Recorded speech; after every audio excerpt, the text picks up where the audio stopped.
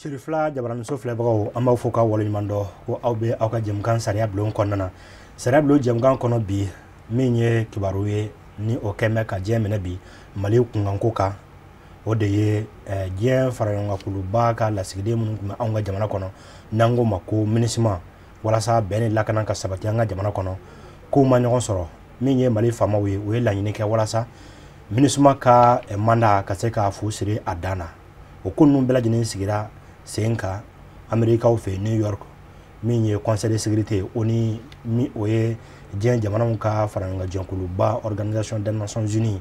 kaseka yamara di ka fo minisma ka mana o ka bampeu babu abina sigi ode kabi le thème du jour fin du mandat de la minisma au Mali enjeux et perspectives anga mawolele wala saninga wala anya anga famali tama soro konnana ode nyini kala minye Dr Noum Salib Mukoro, ancien chercheur à l'Université des sciences juridiques et politiques de Bamako, chef de DER, des relations internationales, droit public et international, en allait à m'ignorer fait bi, voilà ça n'est pas où, en ce cas, nous avons fait mon coinca, boda mon mala, de la du mala, Mali et l'Abseki, bon coin naturel, mais Bassina Savati, nous coin naturel du mena, car Masoro, à quel ben Savati, ne à la sona, ne aou, en a chama famo kono, ananga mawele. Soni, amedo, anga babu kono, voilà ça n'est aou, en a chama famo à konona, Inch'Allah.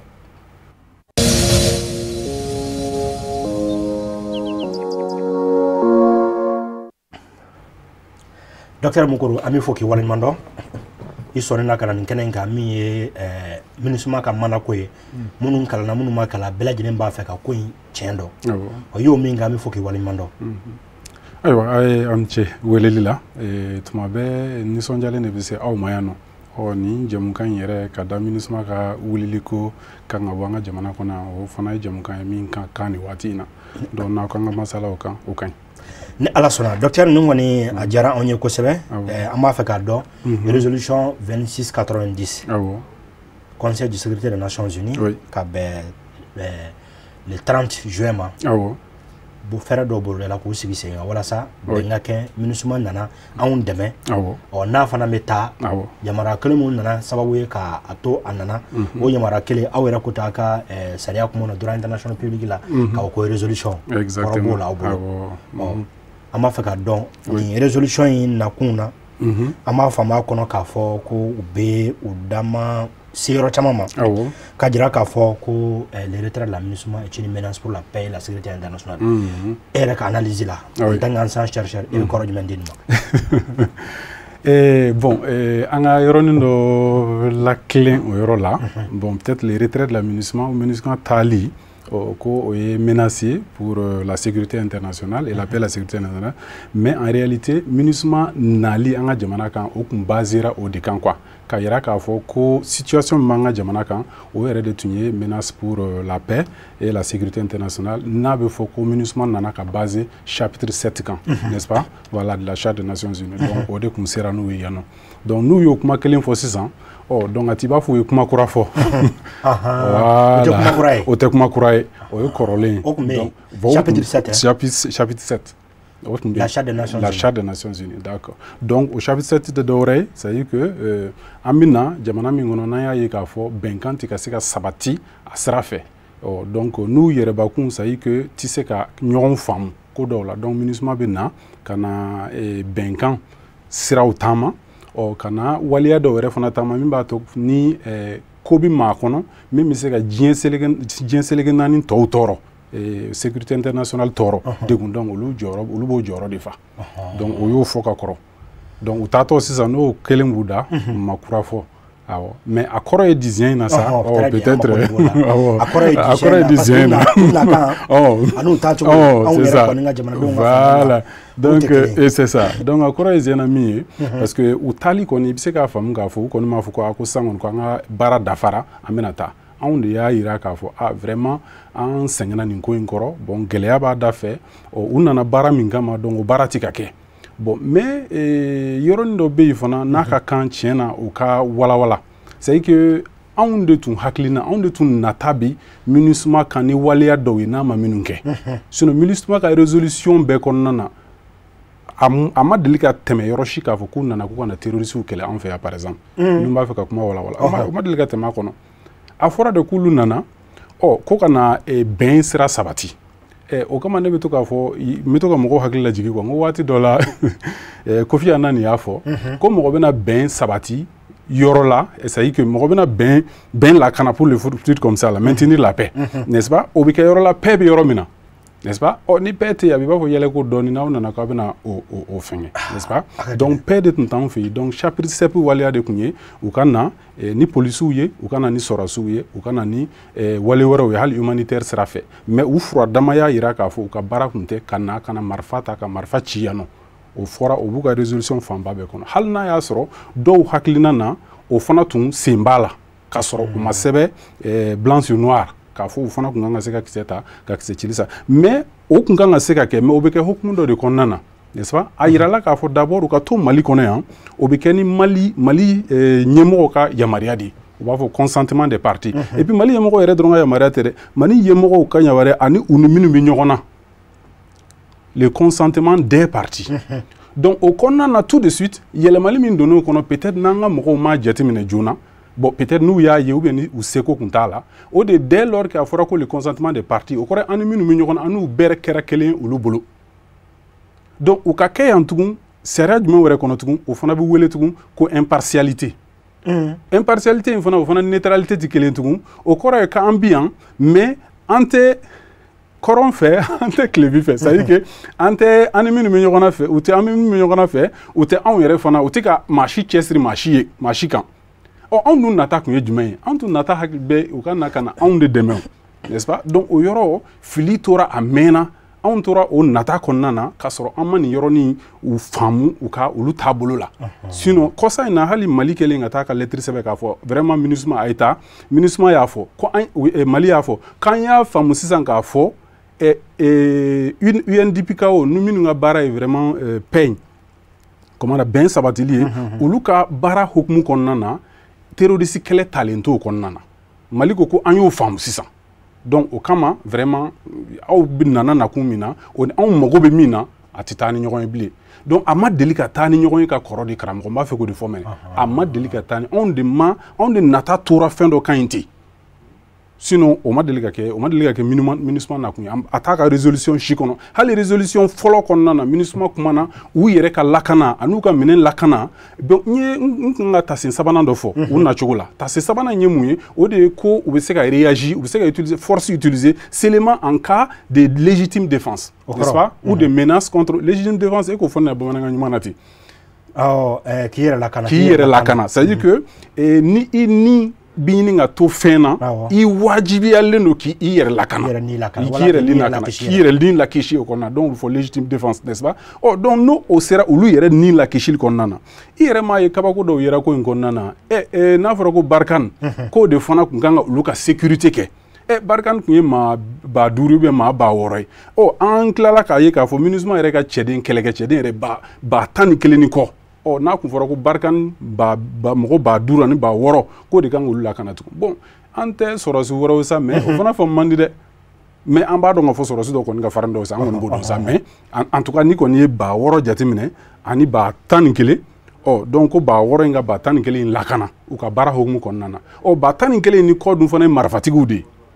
marifatigiw fana an bɛ minɛnw y'u bolo fana donc anw tun ka tila est ce que u kun man ka se ka jɛ ka baara ka lakana kɛ ɲɔgɔn fɛ donc o kɔrɔ de ye dɔ de ka baara tun tɛ lakanali ye dɔ de ka baara yɛrɛ kun ye lakanali ye peut-être o de kun ye Barkan ye peut-être o de kun sɛbɛnciyalen don olu kun hali n'a y'a sɔrɔ o fana tilala ka kɛ kungo belebele ye an da la donc ne bolo Mali yɛrɛ de tun ma ninnu ka kow faamu ka ɲɛ ou bien a se yɛrɛ de tun tɛ Mali a waati la ka I yɛrɛ makara k'i yɛrɛ sen bɔ a ko la donc a bɛ se ka k'o ye sinon il faut k'o yɔrɔ ka faranfasiya k'o yɔrɔ tiɲɛtigiya MINUSMA ka sɛbɛnw kɔnɔ fili ma deli ka k'a kɔnɔ k'a fɔ ko u ma deli k'a fɔ k'u nana anw lakanali kama u nana k'u bɛna bɛn sabati anw ani minnu bɛ kɛlɛ la mɔrɔfantigiw ni jamana lakanabagaw voilà o de kama na accord ko kuma fɔra tuma bɛɛ a b'an tɔɔrɔ mais olu nakun fɔlɔ yɛrɛ y'o de ye kuma in olu ka kuma yɛrɛ kolo don cogo résolution in kolo don cogo yɛrɛ b'o de kan accord in yɛrɛ de kan accord la mise en œuvre la mise hali n'u m'a fɔ la mise en œuvre mais la mise en œuvre la paix voilà n'a fɔra ko an ka bɛn sabati a dun fɔlen don ko accord in dɔrɔn de bɛ se ka bɛn sabati ni ka bɛn banban bada sabati an ka jamana kɔnɔ fɔra ko accord in de bɛ se k'o kɛ ɔ n'a dun fɔra k'olu nakun ye ko o bɛn de sabati donc i b'a dɔn k'a fɔ accord in de bɛ k'u ka baarakɛminɛn fɔlɔ ye donc an bɛ kabakoya tuma bɛɛ ko minnu nɔrɔlen don accord la mais o de sɛbɛnlen don u ka o de kolo donnen don résolution fan bɛɛ fɛ hali sisan o taatɔ u bɛ k'o kelen de fɔ ko accord in k'an ka banba o la ko parce que k'o de ye bɛn sabati sɛbɛn yɛrɛ yɛrɛ an o de bɛ se ka bɛn kolo don an ka k'a ji don ka yɔrɔ masumaya o hali t'a kan na u bɛ k'o fɔ tugun. Docteur Mukoro ka kɛ ni an ka waati ye. Je vous en prie. Oui. An b'a fɛ k'a dɔn. Awɔ. Ni résolution in an minnu ye sariya dɔnbagaw ye sariya min ɲɛsinnen don diɲɛ yɛrɛ bɛnkanw sabatili ma. Ko droit international public b'a dɔn k'a fɔ n'i ko la charte des nations unies. Oui. I ɲɛsin DIP de ma. I ɲɛsin o ma. Kuma an ka yamaruya kɔnɔna na. Basi foyi t'a la. O hukumu kɔnɔna na sisan est ce que an ka jamana faamaw marabagaw ye transition in kɔnɔna na u ye fɛɛrɛ minnu boloda. Oui. Est ce que o fɛɛrɛ bolodalen ninnu ani MINUSMA ka retrait k'u bɔ an ka jamana kɔnɔ ni u jateminɛ résolution in bɛn kɛra mun ka Nations Unies na ni a kɛra juin kalo tɛmɛnen tile 30 maga kɛra ma maga kɛra la sɔn kɛra ma fana est ce que en dehors du droit international public il fana ɲininikɛla vous êtes ancien chercheur en tout cas correct soit droit international public ou autre exactement droit public est ce que i bɛna ye k'a fɔ ko concordance bɛ ninnu ni ɲɔgɔn cɛ résolution in ani an ka jamanadenw hakilina jamanadenw hakilina jamana marabagaw hakilina n'alima la olu ka surun ɲɔgɔn na o ni résolution est ce que o bɛ tali kɛ ɲɔgɔn na. Bon u bɛ tali kɛ ɲɔgɔn na sira dɔw fɛ résolution b'a jira k'a fɔ MINUSMA kan ka taa o kɔni o b'a dɔn o y'an ka laɲini dɔ ye an ka sago jamanadenw fanba kun an y'a ye cogo min na mɔgɔw wuli cogo la jamanaden fanba kun dalen tɛ MINUSMA na bilen an ka jamana ɲɛmɔgɔw fana y'o de fɔ ko danayaba tɛ olu ni MINUSMA ɲɔgɔn cɛ bilen u ka baara u nana baara min fana na hakilina u ka baara in hukumu ou bien hakilina o ni anw mago bɛ baara sugu min na n'u k'o kɛ an ka jamana kan o fana n'o tɛ kelen ye kosɛbɛ mais o kɛrɛfɛdɛn na an b'a fɛ k'a fɔ MINUSMA bɛ baara wɛrɛw fana kɛ min tɛ kɛlɛ dɔrɔn baara ye quoi travaux humanitaires bɛ yen affaires sociales ni affaires politiques ni section électorale fɛn sugu ninnu caman wɛrɛ bɛ yen an k'o fana fɔ komi i yɛrɛ y'a fɔ n ye ancien chercheur ye bon ancien chercheur an ka baara an ka kuma kɔnɔna na an bɛ bilasirali kɛ an bɛ critique dɔ kɛ an bɛ ɲɛfɔli fana kɛ an bɛ faranfasiyali an b'o sugu ninnu kɛ donc o b'a to fɔ an ka dogodogo dɔw fana fɔ hali n'a y'a sɔrɔ an ka jamana ka d'an ye fɔlɔ fɔlɔ o de ye an ka o de y'a nikanko ye donc oui a bɛ taa n'a ye parce que normalement résolution man ka kɛ cogo si ka kɛ degun ye anw ma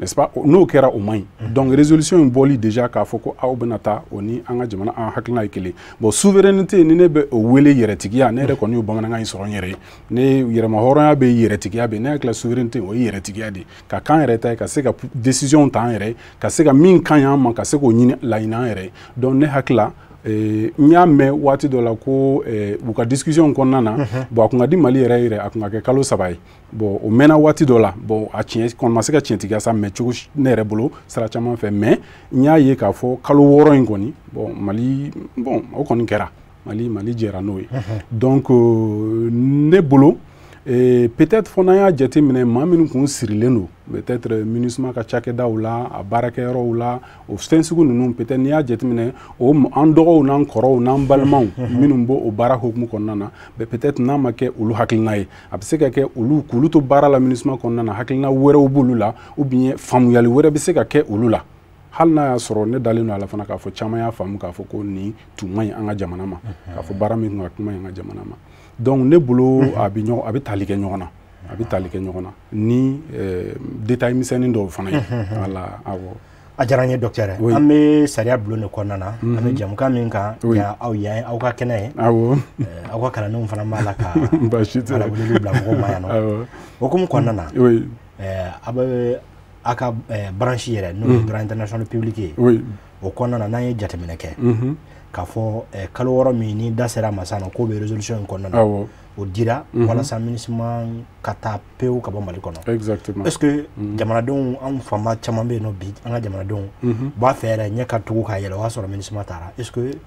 sariya la possibilité bɛ yen nɔgɔya sira bɛ yen nɔ min bɛ se ka kɛ sababu ye date minnu fɔra k'a daminɛ kalo 3 kalo 6 o k'a sɔrɔ MINUSMA fɛn bɛɛ ta est ce que an bɛ se ka wajibiya o ka taa sanni date ninnu cɛ sariya la dɛ n'i ko sariya la parce que i b'a dɔn droit international filɛ nin ye a fan dɔ bɛ yen i b'a fɔ coutume n'an b'a fɔ coutume o kɔni ye vraiment walew ye wale minnu bɛ kɛ bon ni a sɛbɛnlen tɛ yɔrɔ si mais bɛɛ jɛlen n'a ye o ka kɛ ten n bɛ to ka deli ka segin a kan o jɔyɔrɔba de bɛ droit international la ni relation internationale la awɔ sira dɔ fɛ parce que ma consentement fi ɲɛna n'anw ma sɔn u ka to yan u kan ka taa mais sira wɛrɛ fana fɛ diɲɛ seleke naani charte in kɔnɔna na n ye chapitre 7 min sɛbɛn fo ɲɛna ten nɔ o fana kɔnɔna na se bɛ fɛn Nations Unies ye n'est-ce pas k'a fɔ ayi MINUSMA tɛ taa hali résolution in tatɔ o tun bɛ se k'a fɔ ko MINUSMA tɛ taa koyi mais bɛɛ b'a dɔn k'a fɔ o tun bɛ wolo min na parce que an y'a yir'u la sira bɛ fɛ k'a fɔ an tɛna bɛn a la donc u m'o sira taama donc sira wɛrɛ fana min fana tun bɛ yen o de fana par exemple k'a fɔ bon an bɛ MINUSMA ka mandat prolongé n'est-ce pas a diyara Mali a ma diya an bɛ Mali prolongé o fana bɛ se ka kɛ o bɛ se ka kɛ charte Nations Unies hukumu kɔnɔna o bɛ se ka kɛ awɔ o sɛbɛn o fana tun bɛ se ka kɛ mais n'o kɛra est-ce que o tɛ bingani ye o ye bingani ye kɛ o bɛ kɛ bingani ye mais o b'a sɔrɔ olu ka jateminɛ kɔnɔna na ko Mali ye menace pour la paix et la sécurité de manière fo ka wajibiya ka to yan de u y'o ɲɔgɔn kɛ par exemple jamana la comme Congo u y'o ɲɔgɔn kɛ jamana la comme Kosovo comme n y'a f'i ɲɛna cogo min na jurisprudence bɛ yen a ɲɔgɔnw kɛra ka tɛmɛ yɔrɔ wɛrɛw la donc mɔgɔ minnu ma se ka kɔn u ma ka fɛlɛ sɔrɔ u ye donc n'u u ye droit de l'homme ko in ji don kosɛbɛ k'o ji don kosɛbɛ généralement o laban bɛ wolo o sugu de la u b'a fɔ sisan ko non n'anw bɔra yan dɔrɔn a tɛ ɲɛ pepewu donc u bɛ se ka taa o sira fɛ o ye en théorie sariya fɛ n'est-ce pas mais an bɛɛ b'a dɔn n'u kungo b'o kɛ Mali la u bɛ wolo min na bon hali o n'a ta bɛɛ an teri sɛbɛn min bɛ yen sisan n'o ye Rusila ye Rusila fana tun bɛ se k'a fɔ awɔ aw ko MINUSMA ka to yan mais ne ko ayi a tɛ bɛn ne ma donc MINUSMA Rusila tun bɛ se k'a ka veto bila yen donc ninnu bɛɛ o bɛ se ka kɛ a ka veto Rusila tun bɛ se k'a ka veto utiliser k'a fɔ a ka nin résolution in tɛ tɛmɛ n'u kun ko ko u b'a prolonger wajibi la Rusila tun bɛ se k'o kɛ donc an teri sɛbɛn parce que anw y'a yira k'a fɔ n delila k'o de fɔ Mali de tun m'a faranfasiya kosɛbɛ k'a fɔ vraiment nin ko in tɛ anw sagona ko ye anw de m'o kɛ sinon o balilen tɛ diɲɛ seleke naani sariya foyi fɛ MINUSMA tɛ se ka kɛ anw fɛ yan n'anw ka consentement tɛ mais sariya dɔw bɛ yen n'u sera ka jateminɛw kɛ k'a fɔ ko vraiment sécurité internationale yɛrɛ de menacelen don bɛnbaliya yɛrɛ de barika ka bon yan kojugu o sugu ninnu ayi ko olu sugu ninnu bɛ documenté mun fɛ u bɛ documenté droit de l'homme ko ninnu de fɛ donc yen nɔ n'u ye o fɛn ninnu fara ɲɔgɔn kan u b'a fɔ ah vraiment nin jamana in filɛ nin ye maafa fanga dan ye donc ni anw Nations Unies ma na dɔrɔn a tɛ ɲɛ donc o tun bɛ se ka k'u ta sira mais Mali kɔnna ka bɔ on a eu une diplomatie je vais pas dire offensive une diplomatie offensive n'est-ce pas diplomatie an bɔra quoi an kumana an min fɛ an y'o fɔ an teriw ye an y'o fɔ an jɛɲɔgɔn sɛbɛw ye donc olu fana ko a n'o don ne b'aw kɔ a la bi ne b'aw kɔ a la sini o ye anw ja tɔ fariya ka ɲɛsin ka an fɛla ta fɔ o de kama sira ka kɛ sinon nin kɛra Congo nin kɛra Kosovo o ye sariyaw ta k'a wajibiya a ma ne jamana marabagaw ma k'a wajibiya o kan ka f'u ka to o de la ka fɛn ma bɔ olu kɔni t'a la n'est-ce pas donc o kɔrɔ ye nin ye anw bolo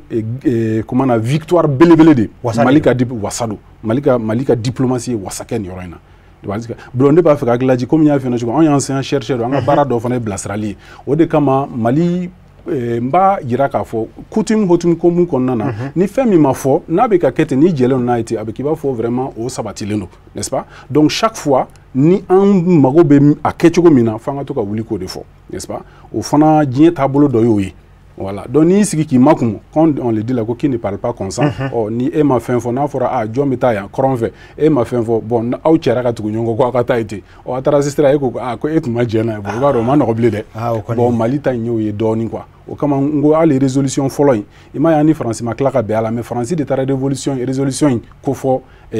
Nations Unies la siɲɛ fɔlɔ la o résolution 2005 Faransi de taara n'a ye o don tɔgɔ la an ye tɛgɛrɛ fɔ mais ni yɛlɛma kɛra o kɔnɔna na anw de kan ka waati bɛɛ k'a yira k'a fɔ ah sisan nin yɛlɛma in bɛ yen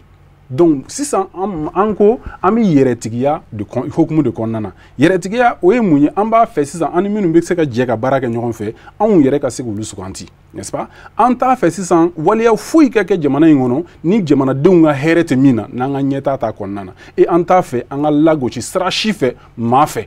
bon anw yɛrɛ fana hakili la tuma dɔ la an ni minnu kan ka se ka baara kɛ ɲɔgɔn fɛ o de kama Mali ko jamana in dayɛlɛlen don bɛɛ lajɛlen bɛɛ dama ka kan maliyɛnw fɛ Mali jamana fɛ baara la donc maa tɛ yen min an b'a fɔ ko o ka wajibi b'anw kan ou o ka se b'anw kan ka tɛmɛ dɔ kan i ko an b'a fɔ cogo min na ni Français tun kɛlen ka an kɛ u bolokɔnɔmɔgɔ ye cogo min na les précarés français donc je crois que Mali b'a fɛ k'o hakilina de waleya sisan a ka politique extérieure là, n'est-ce pas, ani coopération hukumu konnana. Donc o kanga fo yoro be ko franfasiya, o kanga fo anteri jamana o be, o kanga fo hali jamana woro hakilina be min kono ka fo ko anga ko do anga wala sugo do takamali segere. Donc o kanga fo ka me o ka konga me. Donc asra woro tama. Hakla jamana chama ya famu olu ba fe kana coopération bilatérale sirakan, c'est-à-dire anu no ñogon ci demain hali to jamana chama bola u y'a ye k'a fɔ kapsa ni hokumuba in kɔnɔna na n'u yɛrɛ ɲɛ b'a la k'a fɔ bengani caman bɛ ka bɔ o kɔnɔna na i y'a ye yɔrɔ caman français ka députés allemands ka députés belges ka députés hali yɔrɔ minnu tɛ Mali ye olu caman wulila k'a fɔ ah tiɲɛ na vraiment jamana in an y'a faamu k'a fɔ t'aw fɛ yɛrɛ de a t'u to yen o kɛra dɛ ah oui donc o bi tali kɛ k'a fɔ on est dans an bɛ géopolitique hokumu min kɔnɔna na sisan waatiw don an bɛna se ka parce que caman tun y'a yira k'a fɔ ko n'u ye Mali to yen ni Mali ko a tɛ sɔn résolution bon o y'an ka kalan discussion kɔnɔna ye dɔw ko n'u ye Mali to yen Mali ka se ka MINUSMA ka résolution comment on appelle ça prolonger ou bien renouveler bali jamana waraw minnu fana be ni Mali bi deli ka ba n'olu fana ni Nations Unies bi deli ka baara k'u kɔnɔ caman bi sɔn ka ɲɔgɔn kɛ k'i ɲɛta Mali ma donc o fana fɔra ko peut-être o kama Mali ka u ka Mali bila degun gɛlɛ kɔnɔ min b'a to Mali kana se ka Mali résolution ka se ka renouveler de toute façon mais a b'a fɔ an ka diplomatie ser'u la a b'a fɔ an ka cɛsiri a b'a fɔ an ka ɲɛkilenna an ka dévouement an ka acte décisif ani vraiment le fait que siga foyi nɔgɔ foyi t'an kun tilenna na je crois que o y'an dɛmɛ kosɛbɛ et o ka kan ɲɛmɔgɔ minnu b'an kunna o fana o yɔrɔ ye a bilasiralikan yɔrɔ dɔ ye anw sariya anw ka baara bɛ sariya min hukumu kɔnɔ o b'an yamaruya an ka bilasirali fana kɛ donc a ka kan tuma bɛɛ jurisprudence ni diplomatie kɔnɔna na jamana k'i kun tilenna yira panparanpa n'est-ce pas o kɔrɔ tɛ ko fɛɛrɛ wɛrɛ minnu bɛ yen n'o ye diplomasiw ye ko olu tɛ taa o taabolo ma mais i kun tilenna normal ye min ye k'a fɔ vraiment n t'a fɛ ka jɛ min kɔ fewu ne ka baara ne ka jamana basigi bɛ hukumu min kɔnɔna na o de filɛ nin ye a ka kan o ka dɔn siɲɛ caman a b'i teriw bɔ fili la a b'i jɛɲɔgɔnw bɔ fili la a b'i ka jamanadenw yɛrɛ fana hakili sigi ka tugu i kɔ ne hakili la o de kama an caman tugulen don fanga kɔ bi parce que u kun kelenna dɔnnen don ka ɲɛ a diyara n ye docteur an ka waati banna an bolo ka ban pewu oui mais solution foyi t'a la bilen MINUSMA tɛ se ka bɛnbɛnbɛn foyi kɛ bilen walasa k'u profiter o la k'a to Mali kɔnɔ o tɛ se ka kɛ bilen wa bon ne an ko en théorie parce que comme y'a fina cogo min na Nations Unies kɔni bɛ se ka a fɔ sisan ko hali u taalen kɔfɛ u b'a fɔ an ɲɛ bɛ waleya dɔw Mali la min b'a to f'an ka wajibiya ka segin ka na n'est-ce pas o kow bɛ se ka kɛ mais o bɛɛ b'a sɔrɔ hali bi n'anw ma cɛsiri ka ɲɔni sinon en théorie u kan ka se ka u bɛ se ka voilà parce que chapitre 7 in kɔnɔna na toujours est-il que bɔdanin dɔw bɛ yen i m'a ye u ko par exemple u ka résolution kɔnɔna na en tout cas ils veulent continuer à être saisis de la question n'est-ce pas donc et que le Mali continue à constituer une menace pour la sécurité et la paix internationale par exemple donc o yɔrɔ ninnu bi b'a fɔ bɔda manganu mais na anw y'o faamu anw de kan ka cɛsiri kɛ jo kana sɔrɔ an kan ni nin bɔda ninnu ye a faamuna voilà docteur bi ka jamukan kun cɛ votre qualité d'ancien chercheur welewelekan jumɛn bɛ e bolo waati ninnu kɔnɔ k'a ɲɛsin jamana marabagaw ma k'a ɲɛsin jamanadenw yɛrɛ ma walasa nin MINUSMA in ka taa ka bɔ anw ka jamana kɔnɔ i n'a fɔ bɛn kɛra ka cogo min na diɲɛ bɛɛ fɛ ka sɔrɔ a ma kɛ ni kɛlɛ a ma kɛ ni wɔyɔ ye a waati fɔlenw ka se ka respecter a ɲɛma tɛmɛ ka kɛ an kana na an bila foyi wɛrɛ kɔrɔ nin ko in na fɛn fila bɛ yen komi y'a fɔ cogo min na bilasirali ka kan tuma bɛɛ i b'a dɔn MINUSMA ka cakɛdaw ka ca donc cakɛdaw bi a kɔnɔna na anw mago bɛ min na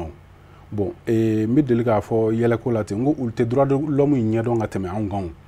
n'est-ce pas adamaden ka hakɛ adamadenya hakɛ anw y'o dɔn a mɛnna yan'olu ka se yan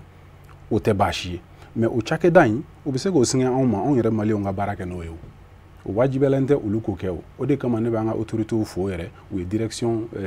nationale des droits de l'homme min créé n'est-ce pas bon nin fɛn sugu de an mɛnna an bɛ nin fɛn sugu kuma fɔ bon peut-être an kumakan tun tɛ mɛn a la n'est-ce pas a kɔni kɛra an y'a ye bon sisan ne bɛna min fana f'u ɲɛna u ka cakɛda fana créé par rapport au droit international humanitaire san 10 in kɔnɔna na sisan forcément an ye spécialité an ye compétence sɔrɔ par rapport au droit international n'o ye kɛlɛ hokumu kɔnɔ droit sariyaw n'a fɛnw ye donc an fana kan ka se ka dɔ ɲɛfɔ o la san 100 ans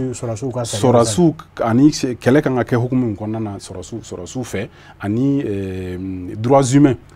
adamaden ka hakɛ o bonya kɔnɔna kɛlɛ hokumu kɔnɔna na donc anw bɛ dɔ dɔn o la sisan 100 ans u b'an fɛ yan n'o ye donc an bɛ dɔ kalama o fɛn na donc anw de k'a jateminɛ sisan olu taali cakɛda minnu bɛ yen n'an mago bɛ se ka jɔ olu la peut-être an bɛ se ka ɲɔgɔn faamu o cakɛdaw kan kɛ k'olu sigi sen kan ni voilà ka baara kɛ n'olu ye donc olu wajibiyalen tɛ ka to yan k'a fɔ k'u bɛ baara kɛ n'o cakɛdaw ye o mɔgɔw kan ka se ka sɔrɔ an fɛ minnu b'o baara kɛ donc bɔlen kɔfɛ a la an balima minnu tun bɛ baara la yen nɔ fo faamuyali an ka faamuyali kɛ ka ɲɛsin olu yɔrɔ n'est-ce pas donc o tun ye baara min sɔrɔ u y'o de kɛ o hokumu kɔnɔna na n'o ye MINUSMA ye donc n'u bɛna kɔsegin ka na an ma an ka cakɛdaw n'an ka fɛnw ma fo an k'u kunbɛn ko ɲɛ lala yɛrɛ a bɛ se ka kɛ an bɛ hakilinaw sɔrɔ olu fana ye baara min kɛ olu n'u ye jɛ min kɛ peut-être an bɛ hakilina dɔw sɔrɔ o hokumu kɔnɔna na donc an kana an ka fara ɲɔgɔn kan hali bi an ka na ni bɛn sira ye an ka na ni bonya sira ye ni MINUSMA taara ka ban anw de bɛ ɲɔgɔn bolo yan hali bi an ka jɛ ka kɛ kelen ye an ka baara kɛ ɲɔgɔn fɛ. A diyara an ye Docteur Mukoro an bɛ fo k'i waleɲuman dɔn.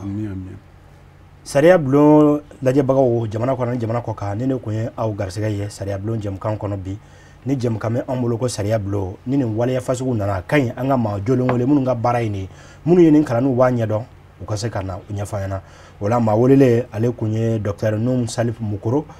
enseignant chercheur à la faculté de droit public de l'université des sciences juridiques et politiques de Bamako,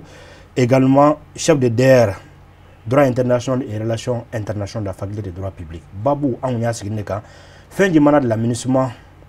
au Mali enjeu et perspective hakili la ɲininikɛla don kuma kuncɛra minnu ma walasa ka cakɛda minnu sigi sen kan MINUSMA nafa minnu tun bɛ yen an k'olu ta k'o baarada dɔw sigi sen kan min bɛ kɛ sababu ye a na nafa ɲɛ jamanadenw ye don nataw la ne ni aw an na ɲɔgɔn sɔrɔ jɛmukan wɛrɛ kan salamu aleykum warahmatulahi taala barakɛtu.